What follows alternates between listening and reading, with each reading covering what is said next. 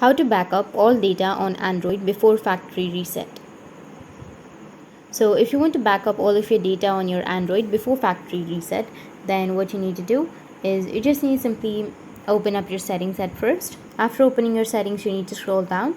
You'll have Google option. Tap on Google. From your Google, here as you can see that on the top I have backup, so tap on manage backup and it will take you to this kind of interface, which is backup your device. So you need to select photos and videos, and you need to select another option which is other device data, which will save your contacts, your call history, device settings, apps and app data, SMS, MMS messages and SIMs.